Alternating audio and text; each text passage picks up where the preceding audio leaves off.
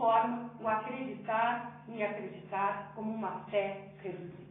A caridade, como norma escatológica de sentido ecumênico e assim como limite à secularização, está para ele destinada a permanecer mesmo quando a fé e a esperança não forem mais necessárias, uma vez realizado completamente o reino de Deus.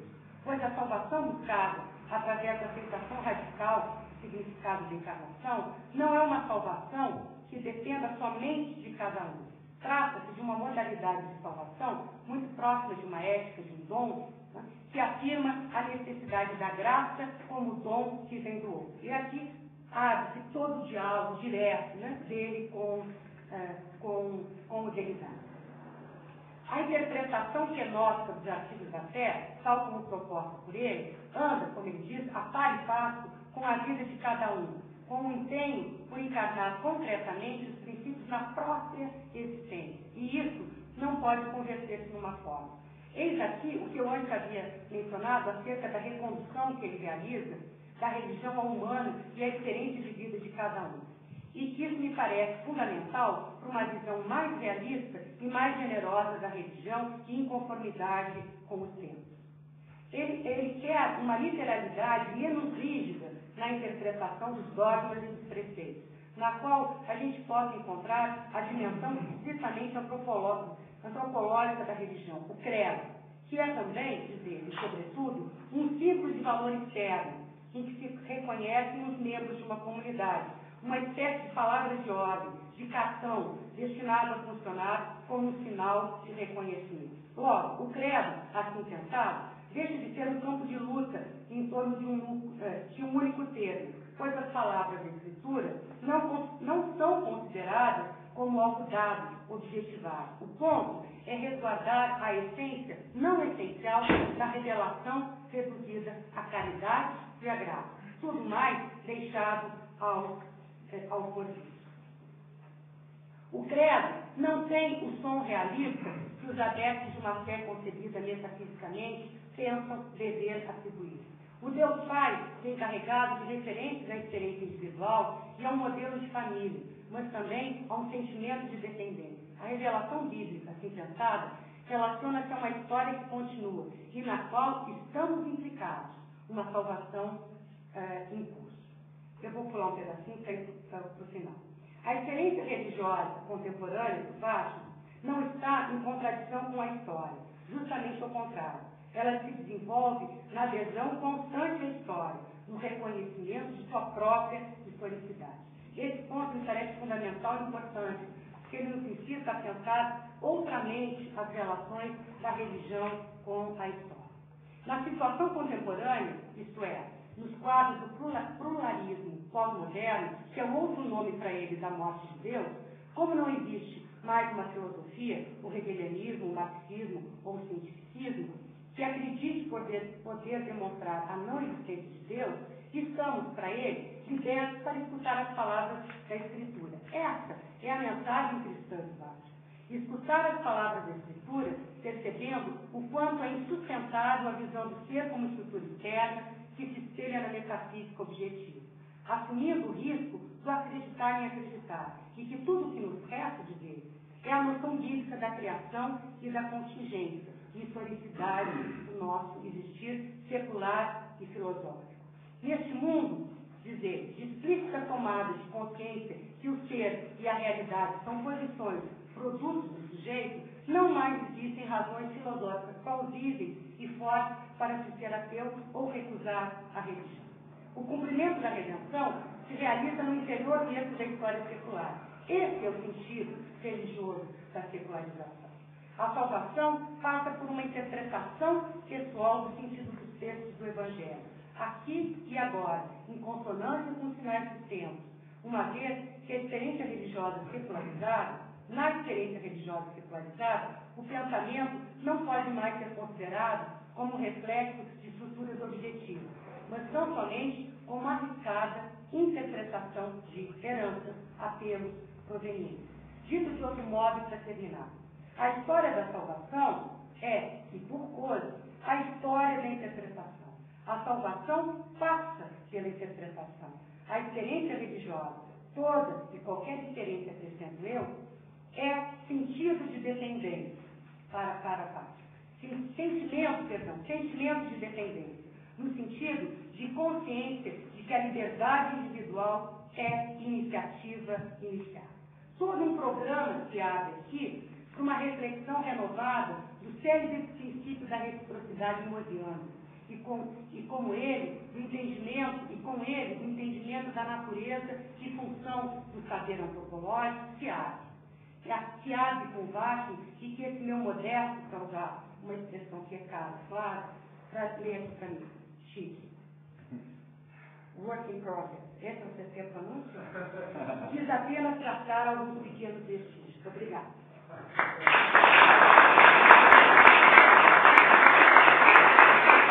Ela vai nos apresentar o terceiro pensador da manhã, que é o Habermas, também falando de religião. Certo, está com um pouco de dúvida se ele vai falar de religião, está sentindo. Mas vou falar de religião. De um outro Como jeito. diz o Váximo, creio que ele vai. Então, eu dei o nome a essa sessão de Habermas, religião e esfera pública. E vou direto ao ponto. A partir do desafio que o Flávio nos propôs, que seria expandir as fronteiras disciplinares para renovar nosso modo de pensar a religião e colocar em ação dispositivos conceituais diferentes, é isso que eu estou tentando, achei que seria interessante trabalhar com esse autor, Jürgen Habermas. Não porque eu considero esse autor assim, imperdível, porque ele é bastante chato, mas porque, partindo de um plano filosófico, ele já dialoga com vários problemas que me interessam, que interessam as ciências humanas, problemas que as ciências humanas vêm se debatendo no momento, em particular, com o dilema que opõe, de um lado, a necessidade do reconhecimento das particularidades culturais e, de outro, a produção de consensos mais universais a partir dessas particularidades. A obra de Habermas é, como a gente sabe, muito vasta e muda de registro várias vezes. Por isso é uma obra de difícil redução. Vou fazer aqui um pouco um corte bruto na obra dele. Né? Além disso, ele percorre uma grande variedade de temas que vão da esfera pública ao direito, passando pelo problema tão conhecido da racionalidade comunicativa. Já o tema da religião não recebe um tratamento específico em Habermas até 2006, quando ele publica no European Journal of Philosophy o artigo Religião e Esfera Pública. A partir desse texto, em particular, de alguns comentadores, eu vou procurar recuperar com vocês aqui hoje o modo particular como Habermas enfrenta alguns desafios que, no meu entender, interessam particularmente o pensamento antropológico contemporâneo. O primeiro problema seria o problema da tradução cultural, já foi tocado aqui, ou o problema da irredutibilidade das diferenças. O segundo problema seria o problema do lugar da religião na esfera pública contemporânea. Quanto ao primeiro problema, o da tradução cultural das diferenças, me parece importante ressaltar que em 1981, Habermas faz um importante deslocamento na sua abordagem teórica. Ele dá à sua obra o que eu chamaria de giro linguístico. A partir dessa ênfase na linguagem, ele pretende superar o quadro conceitual da filosofia da consciência e pretende desenvolver uma teoria da ação orientada pela ideia de interação ou de intercompreensão. E essa ideia me parece particularmente interessante.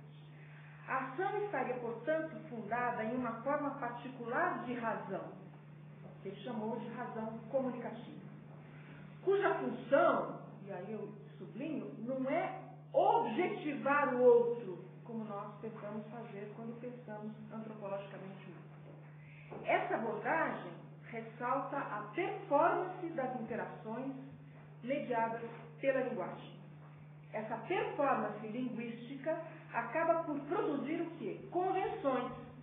Convenções sobre a unidade e o significado do mundo. Então, o que o mundo é e o que o mundo significa são convenções que são produto dessas interações. E elas têm como produto um consenso sobre as regras a partir das quais se pode dizer algo sobre o mundo. A razão comunicativa é, portanto, dialógica. E isso os antropólogos gostam bastante. Os falantes levantam pretensões de validade em relação às coisas que existem no mundo. E em relação às vivências e às suas interações. Essas pretensões de validade só serão aceitas se forem capazes de produzir um consenso em torno delas, com relação à sua própria validade. Essa noção habermasiana de consenso nos ajuda, a meu ver, a enfrentar o problema agudo das possibilidades de tradução cultural da alteridade, que a antropologia contemporânea se coloca quando o observador e o observado, eles compartilham as mesmas condições de espaço-tempo no mundo contemporâneo. O dilema a enfrentar poderia ser formulado da seguinte maneira. Ou bem, os modos de pensar são qualitativamente distintos e, portanto, não podem ser traduzidos, sem que nós projetemos o nosso modo de pensar sobre os outros, ou bem, há um fundo universal comum na racionalidade humana e, portanto, valores e sentidos podem encontrar seu equivalente em nosso mundo. Essas soluções mais universalistas, que é a segunda versão, e também está presente na antropologia, ela tem que necessariamente usar uma noção de razão absolutamente abstrata, sem levar em conta as particularidades e as qualidades. Esse é o caminho tomado por Lévi-Strauss. Colocou, por exemplo, a ideia de uma razão estrutural no plano da condição humana, absolutamente abstrata. Mas, desse modo, ele postulou a tradução de maneira quase autoproduzida. As particularidades culturais se tornavam meras variações, podendo traduzir-se uma nas outras, sem que uma ação propriamente humana tivesse que operar para produzir essa tradução, porque a tradução se operava inconscientemente por ela mesma. A crítica pós-moderna, que abole essa posição levi-straussiana de pensar, nos lembra que a supressão do olhar distanciado que fundou a antropologia obrigou a etnografia a mudar suas convenções de descrição das diferenças. Autores como Jorge Marcos sugerem que a observação etnográfica se funde em uma apropriação dialógica dos conceitos nativos e antropológicos. É assim que a antropologia tem tentado resolver esse problema, a apropriação dialógica dos conceitos nativos e antropológicos. Nesse processo, a relação observador-observado introduz necessariamente a reflexibilidade. Esse é um conceito-chave que eu quero reter porque Habermas o retoma. A reflexibilidade como posição cognitiva necessária às interações. No entanto, essa posição etnográfica da antropologia permanece no plano do fazer etnográfico. Eu acho que Habermas nos ajuda a deslocar para o plano político essa dialogia. A antropologia dialógica permanece no plano das possibilidades do conhecimento do outro enquanto exótico. E aí está a sua dificuldade. O conceito de agir comunicativo de Habermas desloca o problema do plano da equivalência ou da tradução de categorias e valores para o plano dos jogos de linguagem. Trata-se de entrar no jogo da reflexibilidade e expor discursivamente as próprias imagens de mundo em contraposição umas com as outras, de modo a jogar as cartas da pretensão de validade nas interpretações de mundo tornadas visíveis e pensáveis pelos discursos. Tomando para si a interpretação de Peter Winch, a interpretação que Peter Winch faz de Wittgenstein sobre a linguagem, Habermas propõe que a comparação das imagens de mundo nas interações comunicativas leve em conta não apenas o conhecimento do mundo, mas também o potencial de fundamentação de sentido, e isso interessa ao antropólogo, sobre a ordem do mundo. E é assim que nós vamos acabar chegando na religião. As interações discursivas não têm a ver com não tem a ver com comparações abstratas de valores. Não é comparação de conteúdos de valores, de uma religião de outra, de uma cultura de outra. Trata-se de produzir convenções sobre o entendimento do mundo. Esse deslocamento nos permite deslocar a reflexão etnográfica para as ações discursivas e colocar o problema da cultura e seus valores em novos termos. Trata-se, nessa abordagem, de etnografar os procedimentos linguísticos que levam à produção de convenções sobre as quais são e o que significam as diferenças. Sobre o que são e o que significam as diferenças. Isso nos leva ao segundo problema. O pensar as diferenças em termos de sua presença e visibilidade na esfera pública, nas sociedades contemporâneas. Tomemos, para interesses do nosso argumento, essa singularidade que são as religiões. Habermas começa a se colocar o problema da religião de maneira mais explícita no contexto do desafio dos fundamentalismos religiosos e conflitos étnicos na Europa dos anos 90. Esse contexto coloca para Habermas a necessidade de repensar o modelo weberiano que associa modernização e secularização. Os Estados Unidos, por exemplo, aparecem como um contra-exemplo a esse modelo, já que é um caso de modernização bem-sucedida e onde se percebe uma nítida revitalização política da religião. Ele propõe, portanto, que se reveja a associação imediata que Weber nos ajudou a construir entre religião e tradicionalismo. No trabalho Religião e Esfera Pública, que eu mencionei anteriormente, ressalta que a introdução da liberdade religiosa nos Estados Unidos não significou a vitória da laicidade, mas sim a introdução da ideia de tolerância religiosa que ele critica. É a liberdade de continuar a exercer sua fé. Isso é assim que define tolerância religiosa. Além disso, Habermas reconhece que as igrejas continuam a preencher em muitas partes do mundo, até mesmo por solicitação do próprio Estado, funções importantes para a estabilização do que ele chamou de uma cultura pública secular. Portanto, a religião não pode mais ser compreendida como relíquia arcaica pré-moderna. E se isso é verdade, como resolver então a contradição suposta pelo modelo weberiano entre fé, isto é, sacrifício da inteligência, e coisa pública, isto é, procedimentos democráticos? A posição de Habermas nesse debate é bastante interessante. Coloca seus argumentos no contexto de uma sociedade pós-secular e pós-metafísica, entrando, portanto, em debate com a sociologia weberiana e com a filosofia da consciência. Habermas reconhece a importância histórica das doutrinas religiosas na genealogia de nossa ideia de razão, mas rejeita uma concepção cientificista e limitada de razão, que essa concepção limitada rejeitaria todas as categorias e afirmação que... Não entendi o que eu escrevi. Então, essa razão cientificista que ele rejeita seria muito estreita porque reduz a razão tudo aquilo que não pode ser reduzido à observação controlada, a oposições nomológicas e explicações causais. Portanto, não é dessa razão que Habermas está falando.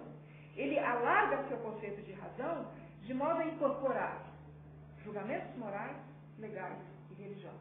Isso me parece particularmente interessante. Nessa abertura está sua contribuição para o estudo dos fenômenos que interessam a antropologia. Ele propõe um conceito multidimensional de razão que não é mais fixo, nem tem sua referência direta com o mundo objetivo. A antropologia procurou alargar o conceito de razão, tornando-a relativa e incorporando-a ao campo das racionalidades e outros modos de pensar. Habermas reconhece que todo o conhecimento depende do modo como o homem está no mundo e como o homem interpreta o mundo. depende como o homem interpreta a sua posição diante da natureza. Mas a razão para Habermas não pode ser pensada como relativa, porque ela é entendida como procedimento e não como forma de conhecimento ou conteúdo particular. O procedimento da racionalidade é de natureza discursiva. Embora tenha em conta a razão instrumental de Weber, orientada para o sucesso, o foco da análise de Habermas é a razão orientada para a interação.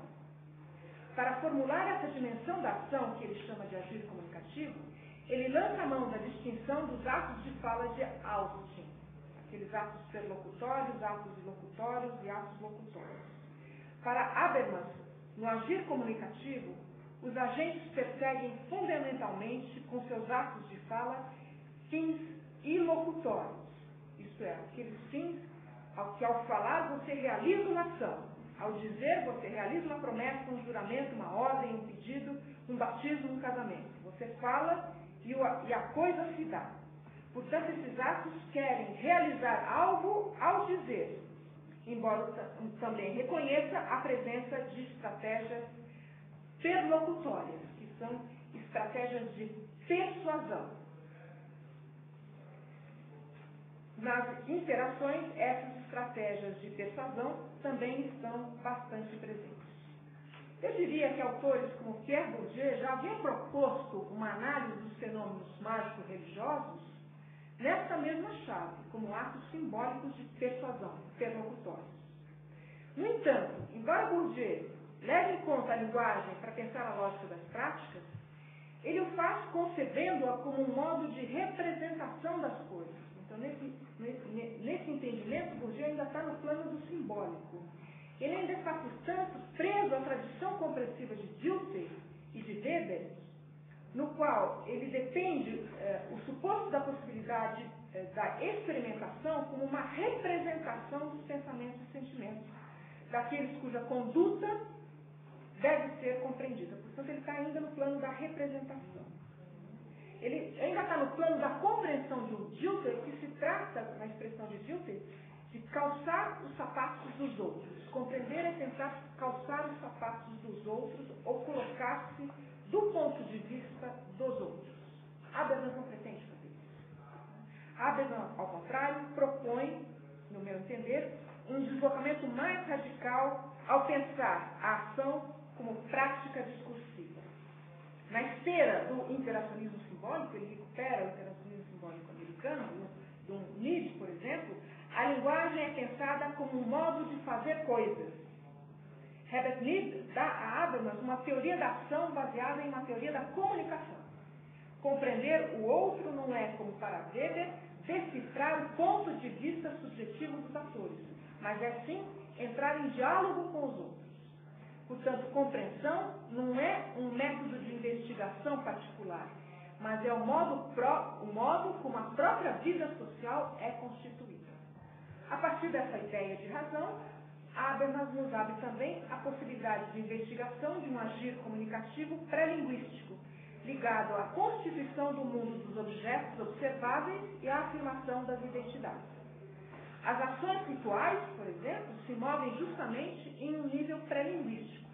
Elas expressam um consenso normativo mediado pelo símbolo e atualizado regularmente.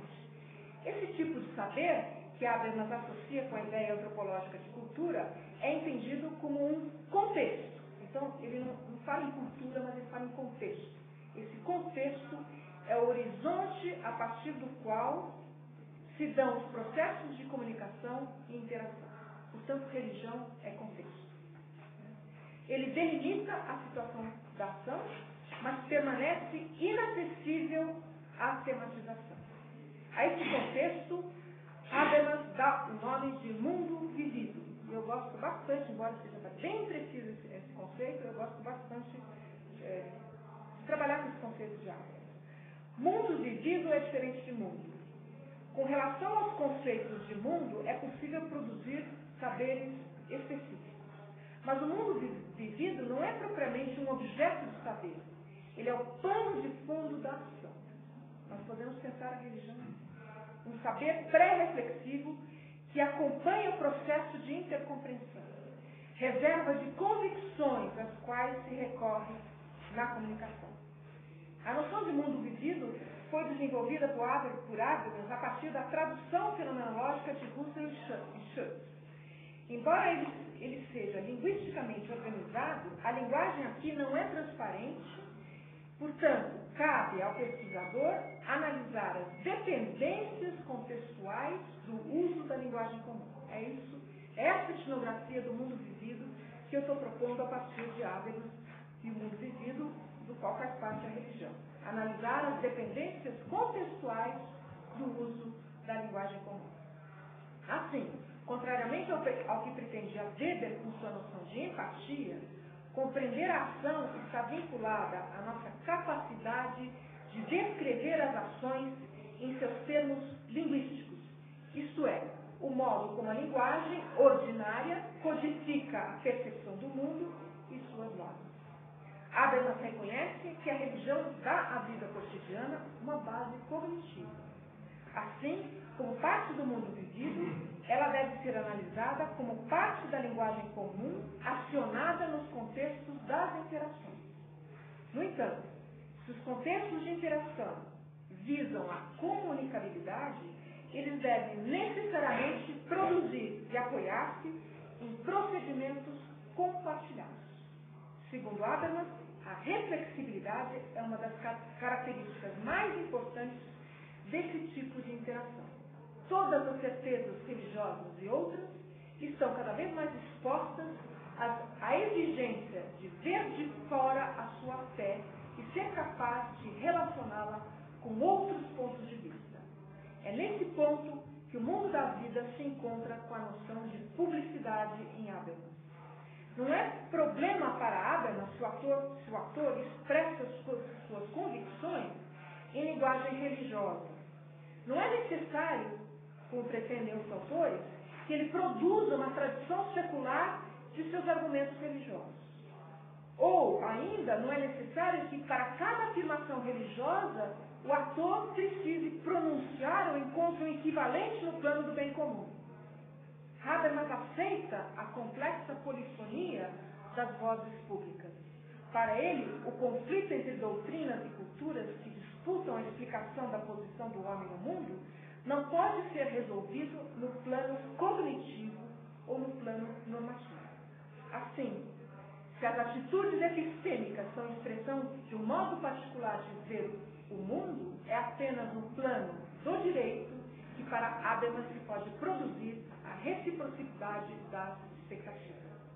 A força das falas religiosas continuarão a exercer seus direitos enquanto linguagem persuasiva, enquanto outras linguagens mais convincentes para expressar um certo tipo de expectativa não for convencionada.